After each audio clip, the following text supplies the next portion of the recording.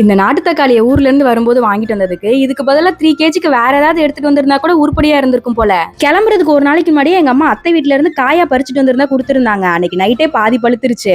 சரி ஓகே, மிச்சத்தை பேக் பண்ணி எடுத்துட்டு போயிடான்னு லக்கேஜ்ல போட்டுதான் எடுத்துட்டு வந்து இங்க ஓபன் பண்ணி பார்க்கும்போது பாதி பழத்துக்கு மேல நசுங்கி போயிருச்சு. கடைசியில ஒரு கிலோ வரைக்கும் தான் மிஞ்சிச்சு. இதுக்கு பருத்தி மூட்டை குடோன்ல இருந்திருக்கலான்ற மாதிரி அங்கேயே விட்டுட்டு இதுக்கு பதிலா வேற ஏதாவது கூட காய் வாங்கிட்டு வந்திருக்கலாம் போல. சரி ஓகே, ஆனது ஆகி போயிருச்சு. இந்த நாட்டு தக்காளியை வச்சு ரொம்ப நாள் கடத்த முடியாது, வீணா போயிடும். அதனால இந்த தக்காளியெல்லாம் வச்சு ஒரே தக்காளி டிஷா செஞ்சு சமாளிச்சிட வேண்டியதான்னு பாதியில தக்காளி தூக்கு மாதிரி ரெடி பண்ணி வச்சிட்டேன்.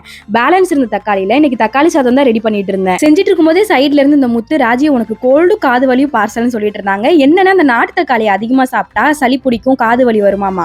எனக்கு இது வரைக்கும் அந்த மாதிரி எதுவும் ரியாக்ட் ஆனதில்ல. சப்போஸ் உங்க யாருக்காவது அந்த மாதிரி வந்திருந்தா கமெண்ட்ல ஷேர் பண்ணுங்க. வழக்கம் போல நான் சமையல் பண்ணிட்டு இருக்கும் போதே கரண்ட் போயிருச்சு. நான் செய்யும் போது மட்டும் கரண்ட் ஒரு தடவையாவது போயிட்டு வந்துடும். அது மட்டும் எப்படித்தானோ தெரியல. தக்காளி சாதம் கூட அவிச்ச முட்டை வச்சு சாப்பிட்டு லஞ்ச் முடிச்சாச்சு. அவ்வளவுதான், பாய்.